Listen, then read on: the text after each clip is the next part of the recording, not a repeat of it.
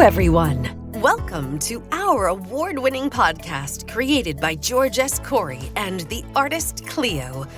We're back for Season 3, and so are Georgie and GiGi for more fun adventures. I'm George. I'm Cleo. I'm Steven. I'm Maya. And I'm Tavia. Welcome to The Social Contract. Oh, it is so good to be back. We've decided to do something very special in honor of Election Day 2024. We're dropping all 6 episodes today. So get ready to binge on Season 3 of The Social Contract. We're all back this season. Our beloved George and Cleo, our narrator, Stephen DeRosa, fresh off a production of The Queen of Versailles with the one and only Kristen Chenoweth, our newly minted 6th grader Maya, and yours truly. By way of a quick recap, The Social Contract follows 10-year-old BFFs Georgie and GiGi, co-presidents of their 4th grade homeroom class at Our Lady Queen of Peace Elementary School, right in the nation's capital. As we share in their adventures, Georgie and GiGi learn about, and sometimes even meet, some of the most important figures in U.S. history. Georgie is named after our first president, George Washington. Yep, as you can guess, both his parents are history teachers. His family is from Egypt and Lebanon. He loves math, milkshakes, and, of course, skateboarding. GiGi is short for Giselle. Her parents came from the West Indies, so French is her first language. GiGi loves anything creative. When she's not on stage starring in the school play, she's at the skate park with her BFF, Georgie. They are such great characters. We have George S. Corey and the artist Cleo who created them to thank. We'll talk to George and Cleo in a bit. But first, this season, the 2 G's will come face-to-face with a U.S. president, a Supreme Court justice, and a famous historical figure from the Civil War. How, you may ask? Let's just say magic. And Super Mario Brothers are involved. They will learn about presidential history, the Underground Railroad, and the United States Supreme Court. They also get a most unexpected art lesson from a very special surprise guest. Now, on to Kids Are Brave. In our kickoff episode, Georgie and GiGi meet one very brave lady, Harriet Tubman. But first, they'll once again encounter our 16th president, Abraham Lincoln. Unlike the version of Lincoln they met last season, this one is a young 28-year-old Illinois legislator. Of course, we remember Lincoln as one of the most influential presidents in U.S. history. He presided over the Civil War, held the country together, and issued the Emancipation Proclamation, freeing the slaves. Last season, Georgie and GiGi came to Lincoln's assistance as he penned the famous Gettysburg Address.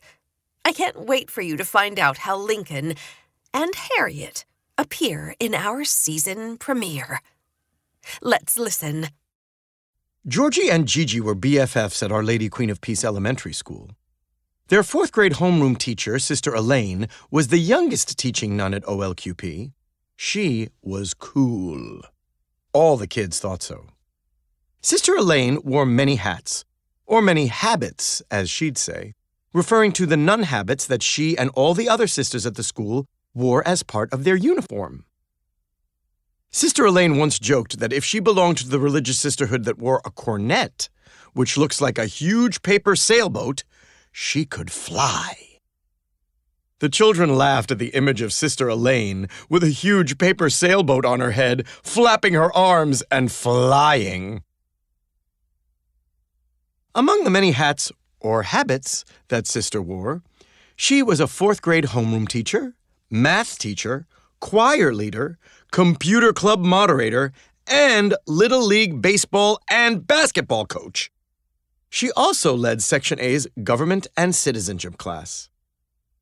As co-presidents of their homeroom class, Georgie and GiGi, or G and G, took their government and citizenship class very seriously. They especially loved learning about the U.S. presidents. Based on what they learned, they each already had a favorite prez. Georgie's was the first president, George Washington, especially because they had the same first name. GiGi's fave, so far, was the 44th president, Barack Obama. They were now learning all about one of the most well-known presidents, the 16th president, Abraham Lincoln. They learned that he was the first Republican president. His name was Honest Abe because he always tried to tell the truth. And during the American Civil War, Lincoln issued the Emancipation Proclamation, officially freeing the slaves. Georgie's father had a framed poster that contained the text of Lincoln's famous speech, the Gettysburg Address. Georgie thought the best line from that speech was, "All men, meaning all people, are created equal." GiGi felt sad when she learned that Lincoln had a son named William, Willie for short, who died when he was only 11 years old. She was sadder yet that Lincoln did not even live to see the end of his second term as president. He was assassinated by John Wilkes Booth early in his second term at Ford's Theater in Washington, D.C. The bell rang, signaling Georgie and GiGi's favorite part of the school day, the end of the school day.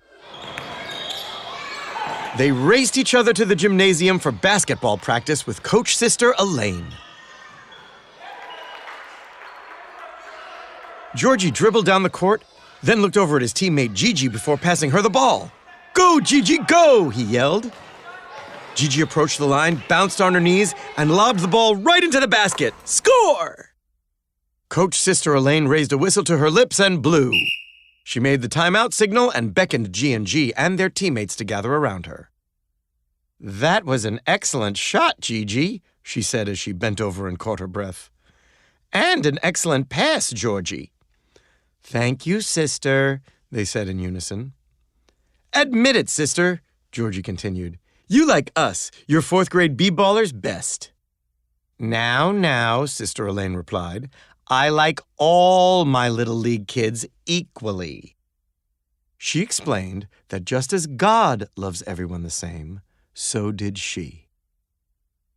"I'm ready for the NBA," boasted Georgie. GiGi laughed and said that since she made the shot, she was beyond ready for the WNBA.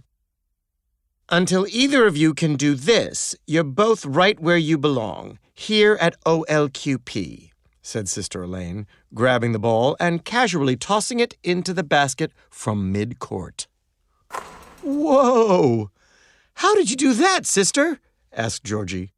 "Practice, practice, and more practice," she replied. "Now, I have to say I'm very proud of this team.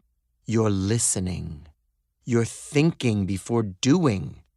And more, you're playing as a team. Remember, it's teamwork that makes the difference. Take, for example, the play that Georgie and GiGi just made. Instead of trying to take the shot himself, which would have almost certainly gotten blocked, Georgie passed it to his teammate GiGi, who was wide open. And GiGi took her time, remembered her form, and didn't just throw the ball up haphazardly. She thought before she shot, and you see, she made the basket. G and G high-fived. After practice, the other players put the balls away and dry mopped the gymnasium floor. Sister Elaine called Georgie and GiGi over. "It will come as no surprise to know that you two are by far the best video game players in the fourth grade." "Super Mario Odyssey is the best!" Georgie exclaimed. "Yeah, it's the funnest game ever," added GiGi. "Most fun, not funnest," Sister Elaine corrected her. "And yes, video games can be fun, but more importantly, they can be very good learning tools. Just like basketball and all our extracurricular activities at OLQP. We're not just having fun here. Is that why you teach us how to make good decisions while playing video games with us in computer club? Asked Gigi. That is exactly right, young lady. And because they're fun, she added with a wink. Are you sure there's not a Nintendo Switch under that habit, sister? Georgie teased. Now, as I was saying, I've seen both of you get to the Mushroom Kingdom in Super Mario Odyssey like that, she said, snapping her fingers. Thanks, Sister Elaine, Georgie said. Gigi found a shortcut. Thanks, G, but you were the one to figure out that our avatars can jump from kingdom to kingdom by going through the paintings. Well, it's about teamwork, right? That is why I am inviting you to participate as a team in the Computer Club's all-day Super Mario Bros. Marathon this Saturday. G and G could barely contain their glee. Sister Elaine continued. As you know, this marathon is typically reserved for our middle schoolers, but I'm making an exception for you two. That is, if you'd like to participate. G and G jumped up and down, telling her that yes, they'd love to participate. This made Sister Elaine very happy. When the day arrived for the Super Mario Bros. Marathon, the halls at OLQP were buzzing with excitement. Georgie and Gigi may have been the most excited ones because they were the only fourth graders allowed to participate. They felt very grown up. Parents had dropped off treats like brightly colored popcorn balls, variety packs of chips and munchies, trays of mini po' boy sandwiches, and flavored fizzy water. Even the moms and dads who brought healthy snacks made them fun. Sister Elaine told them that the fancy name for raw cut-up veggies is crudité, and the crudité was served with dipping bowls of peanut butter, hummus, and tzatziki. Sister Elaine had been able to convince a local electronic and gaming shop to donate Nintendo Switch systems for the day, transforming the gymnasium into a gaming paradise with enough stations for all the kids to play in a round robin. At last year's marathon, some junior high and even high school kids had tried to sneak in. But Sister Elaine enlisted some of the other nuns, including Sister Mary Catherine and even the top banana, Principal Sister Teresa, to join her in sending the crashers home. The sisters were not anti-competition. In fact, they were fierce competitors at convent card games like Bridge and Go Fish. But they considered it cheating to allow the older kids, some of whom were teenagers, to compete against the younger ones. Georgie and Gigi could not wait to experience the newest, fastest Nintendo Switch PlayStation, loaded with the latest version of Super Mario Odyssey. The VR headsets kinda made them look like little astronauts. Sister Elaine counted down from 10, then yelled, "Go!" The two Gs linked together as a duo, then dove their avatars into the virtual reality world and zipped through the game, level after level. Georgie saw a fun painting of a birthday cake and took a shortcut, jumping through the painting. Gigi jumped in after him, and suddenly, they weren't playing the game as avatars. They were in it as themselves. Wow, G, we're the avatars! Gigi exclaimed. Yeah, replied Georgie in awe. This is the best software update ever! They ran around in their colorful virtual world, jumping up and down and waving their arms. Hey, look, Gigi yelled. I can jump over this tree! Whoa! Howled Georgie as he spun around like a tornado. I love this, G, but how are we going to get out of here? I hope we're not stuck in virtual reality. Gigi just looked at him. OMG, Georgie, why would we ever want to leave? We can jump over trees. We're like superheroes in here. They tumbled into a virtual portrait gallery filled with life-size paintings in gold frames. The fancy gold frames reminded them of the ones they had seen the artist Cleo's word art exhibition at the Children's Museum of Manhattan during their field trip to New York City. Hey, let's do something super cool while we're in here, Georgie said. Like what? Gigi asked. Georgie thought for a second. Let's find a painting of somebody we want to meet and pull them into our world. Without missing a beat, Gigi said, Okay, Beyoncé. Nah, we can meet her anytime. We can? Maybe someday. Besides, I don't see a picture of her. Let's meet a history person. Like who?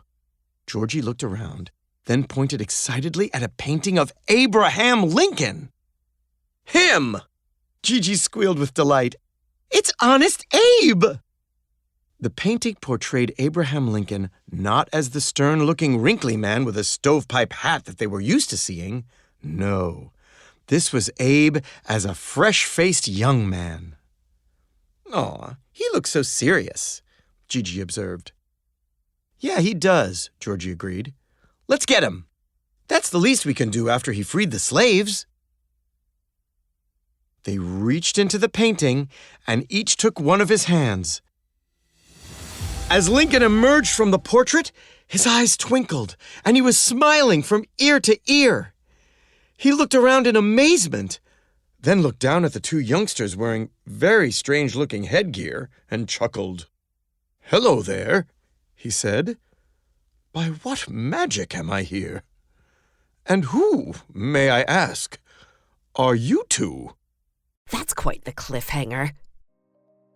But before we jump to episode 2, let's check in with George and Cleo. George and Cleo, happy Election Day. I'm wondering if you've already voted. Do long voting lines await you? What's next? We voted by mail the very first day we got the ballots. That was October 5th. Wow. It was a big deal. Instead of standing in line Yes. or waiting around, we filled it out within an hour of getting it. Yes. We walked over and put it in the mailbox in the drop. So we're done. We're good to go. And it's so great to hear your voices. I really have missed Georgie and GiGi, and it's really, really nice to be back with them. Yeah. We have a quite short but a very sweet season coming up, and I love how we've made all 6 episodes available all at once so you can binge season 3 of The Social Contract. This season, Georgie and GiGi are learning lessons in leadership from consequential women, past and present. Harriet Tubman, Justice Ketanji Brown Jackson, and you, Cleo. Was that focus intentional, or did it just sort of happen to fall that way? You mean the focus on me? No, I'm just kidding. No. I can't say that we were aware of what was going to happen with the switch, but the focus on women and the leaders that are in politics today, it was, I think, a natural progression. Yes, I love that.